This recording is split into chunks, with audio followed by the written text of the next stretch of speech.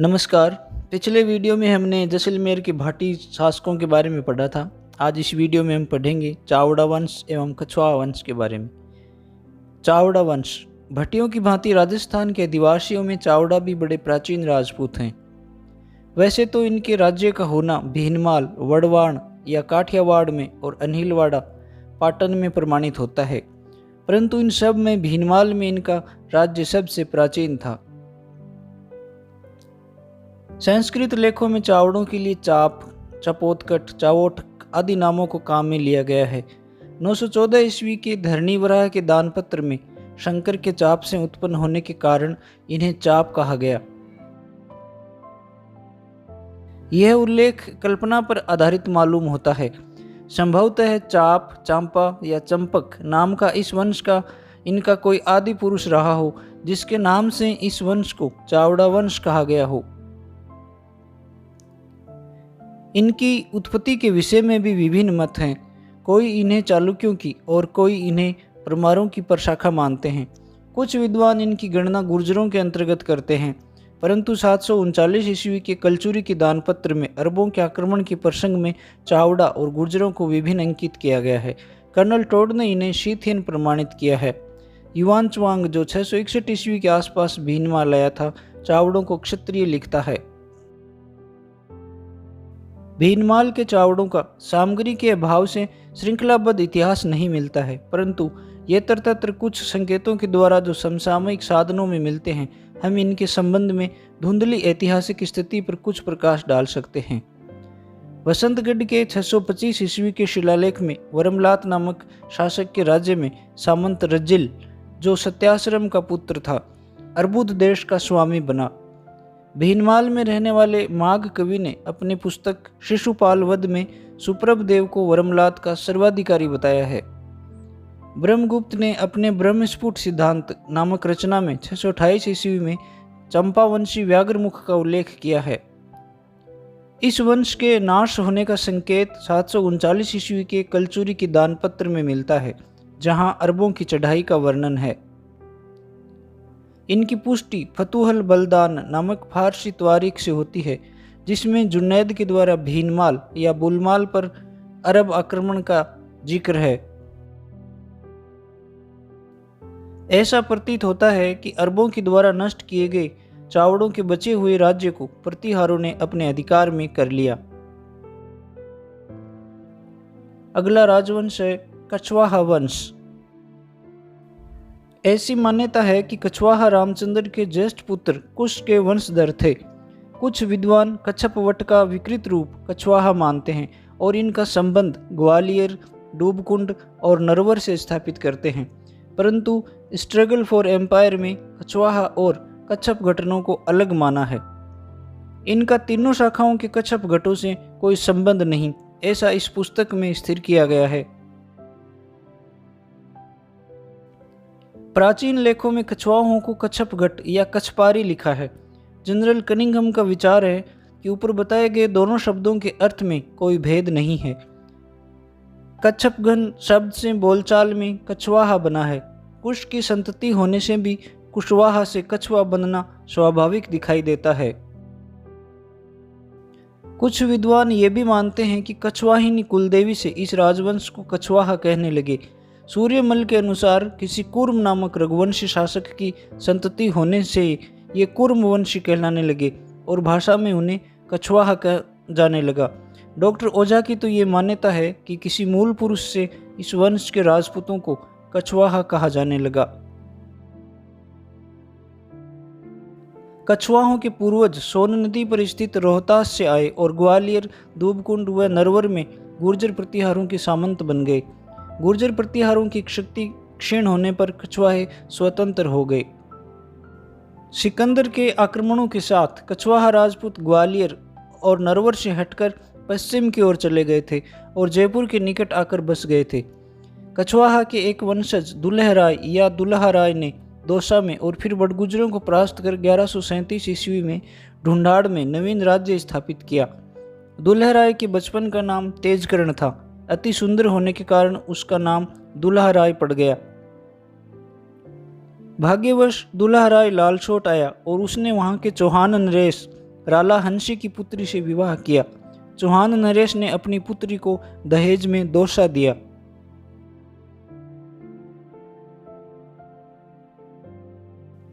दौसा को ही ढूंढाड़ राज्य की प्रथम राजधानी होने का गौरव मिला। इसके बाद दुल्हे राय ने मांची, जयपुर से 14 मील उत्तर पूर्व में स्थित के मेणा सरदारों को हराया और मांची पर अधिकार कर लिया। मांची विजय के उपलक्ष्य में उसने जमवाई माता का मंदिर बनवाया और मांची का नाम रामगढ़ रखा। इस प्रकार राज्य स्थापना में प्रारंभिक कछवाहों को मेणों से, जो इस प्रांत के आदि निवासी थे, कई संघर्ष करने पड़े। धीरे धीरे दौसा, रामगढ़, खोह, झोटवाड़ा, गेटौर, आमेर आदि कछवाहों के राज्य के भाग बन गए। 1170 ईस्वी में जमवा माता मंदिर से लौटते समय मेणा सरदारों से हुई मुठभेड़ में दुल्हा राय मारा गया। इसी वंश के कोकिल देव 1207 ईस्वी में मेणों से आमेर लेने में सफल हुए और उसे अपनी राजधानी बनाया। आमेर 1727 ईस्वी तक ढूंढाड़ राज्य की राजधानी बना रहा। इसने यादवों से मेड व बैराठ जीते।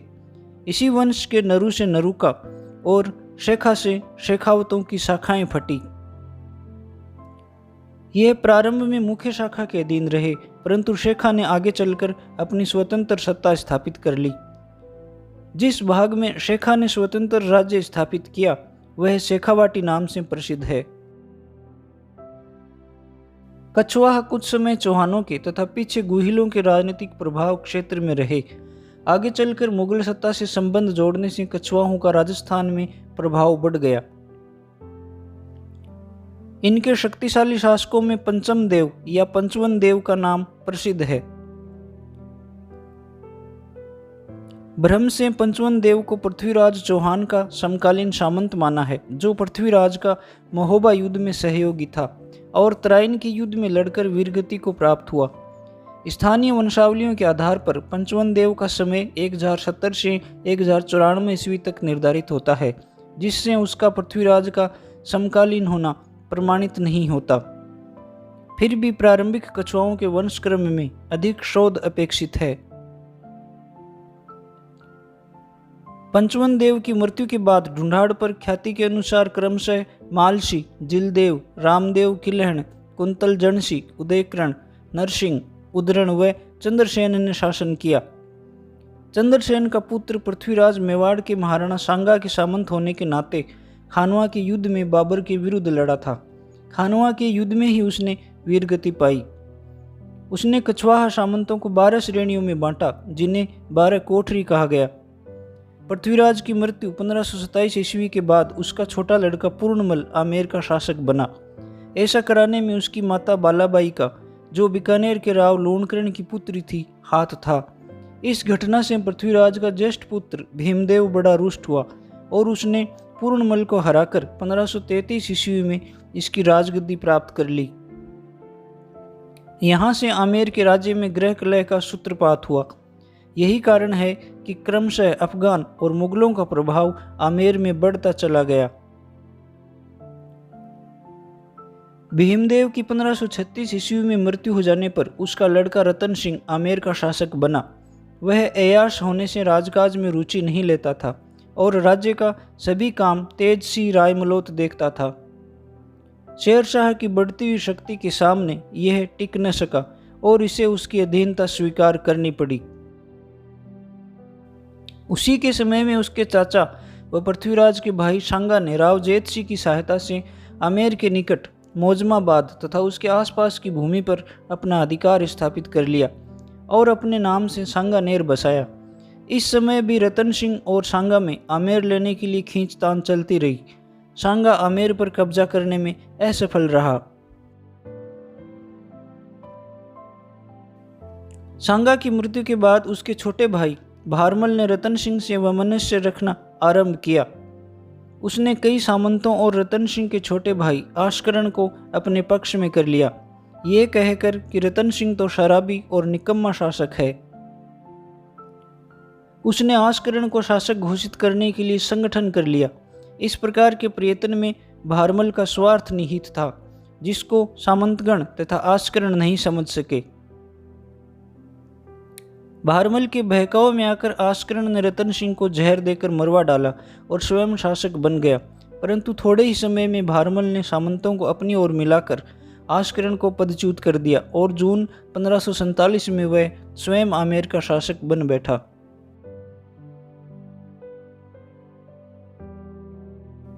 वैसे तो भारमल अपनी चालों से राज्य का स्वामी बन गया, परंतु इससे कछवाहा परिवार में फूट पड़ गई।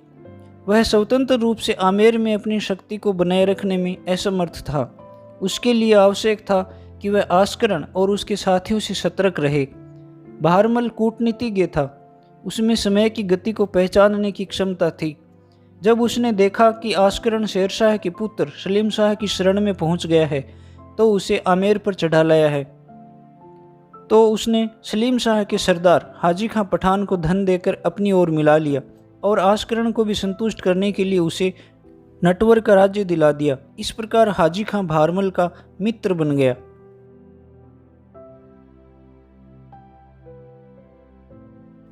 जब हुमायूं के सरदार मजनू खां को हाजी खां ने नारनौल से निकालने के लिए घेर लिया तो भारमल ने समझा बुझाकर हाजी खां को घेरा उठाने के लिए राजी कर लिया। इस सामयिक सहायता से मजनू खां ने भारमल को दिसंबर 1556 ईस्वी में दिल्ली बुलाकर अकबर से परिचय बढ़ाने का अवसर दिया। जबकि बादशाह का हाथी जिस पर वह सवार था बिगड़ गया और सभी लोग इधर उधर भागने लगे, तो भारमल अपने राजपूत सरदारों सहित वहीं खड़ा रहा और मस्त हाथी को काबू में लाने में सफल हुआ। यहीं से बादशाह उसके साहस और धैर्य से बड़ा प्रभावित हुआ। भारमल इन युक्तियों से अपनी बाह्य स्थिति तो संतोषजनक बना सका, परंतु फिर भी उसके राज्य की आंतरिक स्थिति सुधर न सकी। स्थानीय मीणा जो आमेर के आसपास रहते थे अपनी शक्ति पुनः संगठित करने में लगे हुए थे। आए दिन उनके उपद्रव होते रहते थे जिन्हें दबाना एक कठिन काम था। इधर से पूर्णमल का एक पुत्र शुजा अपने आप को राज्य का वास्तविक हकदार मानता था और इसीलिए उसने मेवात के सूबेदार सफुद्दीन से मिलकर 1558 ईस्वी में आमेर पर आक्रमण कर दिया। मुगल सेना के दबाव से भारमल को स्वयं पहाड़ों में जाकर छिपना पड़ा और जब 1561 ईस्वी में स्वयं सफुद्दीन आमेर आया तो उसे एक बड़ी धनराशि देने के लिए विवश होना पड़ा। विजयी सूबेदार ने उसके पुत्र जगन्नाथ आस्करण के पुत्र राज सिंह और जोबनेर के जगमाल के पुत्र खगार को, जो आमेर के राज्य की रक्षा में लगे हुए थे, धरोहर के तौर पर अपने पास रख लिया। भारमल अब ये समझ गया कि मिर्जा की कारगुजारी को अकबर द्वारा समर्थन मिल जाएगा तो उसको आमेर से हाथ धोने पड़ेंगे और राज्य पर शुजा का अधिकार हो जाएगा। अकबर के लिए भी आमेर में हस्तक्षेप करने का इससे कोई अन्य उपयुक्त अवसर नहीं हो सकता था। भारमल में दूरदर्शिता थी। उसने सोचा कि मिर्जा की सिफारिश के पूर्व यदि वह अकबर से स्वयं मिलकर उसकी अधीनता स्वीकार कर ले तो उसका पक्ष प्रबल हो सकेगा और शुजा की राज्य पर अधिकार करने की संभावना धुंधली हो जाएगी। इसीलिए जब 20 जनवरी 1562 ईस्वी को बादशाह अजमेर की तीर्थ यात्रा को ढूंढाड़ के मार्ग से निकला तो उसने सांगानेर में उसके समर्थक चगताई खां की सहायता से अकबर से भेंट की और मुगल अधीनता स्वीकार कर ली। साथ ही उसने अपने संबंधियों और सरदारों को मिर्जा सफुद्दीन की धरोहर से छुड़वाने की भी प्रार्थना की। इस युक्ति से भारमल ने बादशाह के दिल में अपने लिए एक स्थान प्राप्त कर लिया। जब बादशाह अजमेर से लौटा तो भारमल के परिवार को, जो मिर्जा के पास धरोहर के रूप में था, राजा को सुपुर्द करने का आदेश दिया और स्वयं उसने 6 जनवरी 1562 को भारमल की ज्येष्ठ राजकुमारी जोधाबाई या हरखाबाई से सांबर में विवाह कर लिया। महाराजा ने इस अवसर पर बादशाह को बहुत अच्छा दहेज दिया। सम्राट की यह बेगम मरियम उजमानी संभवतः राजकुमारी का पहले का नाम मानमती था। इसे शाहीबाई भी कहते थे, जैसा बीकानेर अभिलेखागार के नाम वंश वृक्ष से ज्ञात है। नाम से विख्यात हुई और उनका दाम्पत्य जीवन बड़े सुख से बीता और यही बेगम अकबर के ज्येष्ठ पुत्र जहांगीर की मां बनी। अकबर और भारमल की कन्या के विवाह की कई विद्वानों ने कटु आलोचना की है, यह बताते हुए कि यह कार्य धर्म विरुद्ध और निंदनीय था। इसके द्वारा उनकी दृष्टि में हिंदू जाति के आदर्शों की अवहेलना की गई थी। उसकी ये भी मान्यता है कि जब आमेर के शासक ने अपनी कन्या का विवाह सम्राट के साथ कर दिया तो अन्य राजपूत नरेशों को भी ऐसा करने के लिए बाध्य होना पड़ा। इसमें कोई संदेह नहीं कि वास्तव में सैद्धांतिक दृष्टि से इस कार्य का कोई समर्थन नहीं ढूंढा जा सकता। पीछे के कवियों ने और ख्यात लेखकों ने भी इस घटना की किसी न किसी रूप से निंदा ही की है। कुछ लोगों का यह भी विश्वास है कि भारमल ने अपनी किसी दासी पुत्री का अकबर के साथ विवाह कर अपने स्वार्थ की सिद्धि की थी, परंतु विवाह को न्यायसंगत बताने के लिए इस प्रकार तोड़ मरोड़ करना सच्चाई पर पर्दा डालना है। यह तो सच है कि जहां महाराणा प्रताप ने अपने वंश परंपरा की प्रतिष्ठा बनाए रखने के लिए मुगल वैभव की परवाह न की, भारमल ने अपनी स्वार्थ पूर्ति के लिए राजपूत मर्यादा का उल्लंघन किया। परंतु इस संपूर्ण घटना चक्र में हम भारमल के कार्यों का समर्थन भी पाते हैं। एक तो यह है कि उसका राज्य आंतरिक और अभ्यंतरिक समस्याओं से आक्रांत था, और दूसरा यह है कि सुजा शक्तिशाली हो रहा था। अपनी तथा अपने परिवार और राज्य की विषम स्थिति को संभालने के लिए अकबर से निजी संबंध स्थापित करना ही उसके लिए समयोचित था। हम जानते हैं कि सुजा का पक्ष मेवात के सूबेदार ने पहले ही ले लिया था। उसने एक प्रकार से मुगल अधीनता स्वीकार ही कर ली थी। यदि इस प्रकार की अधीनता की शर्त के ऊपर बढ़कर भारमल द्वारा कोई अन्य असाधारण संबंध स्थापित करने की युक्ति न अपनाई जाती तो संभवतः अकबर अपने अधिकारी के द्वारा उठाए गए कदम का समर्थन करता। इन सभी परिस्थितियों को सामने रखकर भारमल ने अपनी कन्या का विवाह अकबर के साथ करना निश्चय कर विवेक बुद्धि का परिचय दिया। ऐसा करना समयोचित था। इसके अतिरिक्त वह प्रथम व्यक्ति नहीं था जिसने मुसलमानों से वैवाहिक संबंध स्थापित किया हो। आगे भी ऐसे संबंध हो चुके थे जो बलात् संपादित हुए थे। इसमें विशेषता यह थी कि ये आमेर मुगल वैवाहिक संबंध सौहार्द और विश्वास के वातावरण में स्वेच्छा से संपादित हुआ था। इसमें कोई संदेह नहीं कि भारमल बढ़ती हुई मुगल सत्ता के साथ रहकर ही आमेर राज्य का विकास कर सकता था। ऐसा सोचने में उसकी दूरदर्शिता थी। अतएव इस वैवाहिक संबंध को राजनीतिक दूरदर्शिता ही कहा जाना चाहिए। डॉक्टर त्रिपाठी ने भी इस वैवाहिक संबंध का समर्थन किया है। अब यदि हम वैवाहिक संबंध के लाभों की ओर दृष्टिपात करते हैं तो पाते हैं कि उसके कारण आमेर के शासक मुगल राज्य व्यवस्था के अंग बन गए। बाद में भारमल को 5000 सवार और जात का मनसब प्रदान किया गया। उसके पुत्र व पौत्र राजकीय सेना में प्रतिष्ठित पद पर नियुक्त किए गए। स्वयं भारमल अमीर उल उमरा तथा राजा की उपाधियों से सम्मानित किया गया। वह अकबर का इतना कृपा पात्र बन गया कि जब कभी लंबे समय के लिए सम्राट राजधानी से बाहर जाता था तो उसकी रक्षा का संपूर्ण भार भारमल पर छोड़ जाता था। ऐसे अवसर पर उसने बंगाल से आए हुए अफगान आक्रमणकारियों को पीछे धकेलकर अपने उत्तरदायित्व को समुचित रूप से निभाया था। इस संपर्क ने मीणाओं के उपद्रव को आमेर राज्य में दबाने तथा शांति स्थापित करने में बड़ी सहायता पहुंचाई। इस वैवाहिक संबंध से प्रेरित होकर अन्य राजस्थानी शासकों ने भी अपनी राजकुमारियों का विवाह अकबर और उसके राजकुमारों से करना आरंभ कर दिया। जो राजकुमारियां मुगल अंतःपुर में प्रवेश प्राप्त करती थी उन्हें अपने धर्म का पालन करने की स्वतंत्रता थी। अबुल फजल ने लिखा है कि फतेहपुर सीकरी के महलों में हिंदू रानियों के द्वारा प्रतिदिन होम के आयोजन होते रहते थे। इन विवाहों के कारण अकबर की धार्मिक नीति में सहिष्णुता का दृष्टिकोण महत्वपूर्ण स्थान बना पाया। इन विवाहों के कारण सामाजिक क्षेत्र में हिंदू मुगल जातियों के रस्म रिवाजों में आदान प्रदान की व्यवस्था हो सकी। मुगलों में तुलादान, अश्व पूजन, दशहरा, दीपावली के उत्सवों को मनाने की प्रथा आदि वैवाहिक संबंधों के बाद जड़ पकड़ गई। सैनिक क्षेत्र के कछवाहा, राठौड़ आदि राजपूतों का सहयोग मुगल सल्तनत के लिए अत्यंत उपयोगी सिद्ध हुआ। राजस्थान के विभिन्न भागों में मुगल प्रभाव स्थापित करने में कछवाहा वंश का बड़ा हाथ था।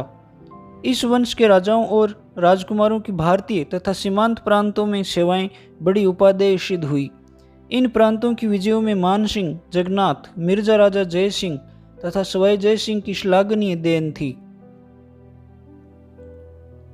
डॉक्टर बेनी प्रसाद ने इस प्रकार के संबंध की प्रशंसा करते हुए लिखा है कि राजपूत न केवल एक पीढ़ी तक वरन 4 पीढ़ी तक मुगल राज्य के स्तंभ बने रहे। वे उनके विचार से सांस्कृतिक सामंजस्य के सच्चे प्रतीक थे। इनका मुगल दरबार में सम्मिलित होना विविध दलों में संतुलन रखने के लिए एक अच्छा साधन बन गया। राजपूतों के द्वारा हिंदू जनता के सौहार्द को अर्जित करने में अकबर को बड़ी सहायता मिली। मुगल सैनिक विभाग में तो अच्छे साहसी वीरों की कोई कमी राजपूतों ने नहीं पैदा होने दी।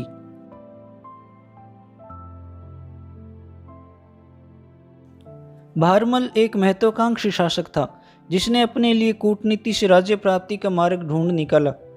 उसमें समय को पहचानने की विलक्षण क्षमता थी। उसने प्राचीन मान्यताओं से ऊपर उठकर मुगल कछवाहा संबंध कड़ियों को सुदृढ़ बनाया। अपने राज्य की संकटमय स्थिति में उसने सूझबूझ से काम लिया, जिसके फलस्वरूप आमेर राज्य की व्यवस्था सुदृढ़ और स्थायी बन गई। अपनी योग्यता और सेवा तत्परता से वह अकबर जैसे महान सम्राट का विश्वास पात्र बन गया। अपनी दूरदर्शी नीति से उसने अपने वंश के राजनीतिक महत्व को बढ़ाया। भारमल की मृत्यु जनवरी 1573 ईस्वी में हो गई। इस वीडियो में इतना ही। आगे का भाग अगले वीडियो में। नमस्कार।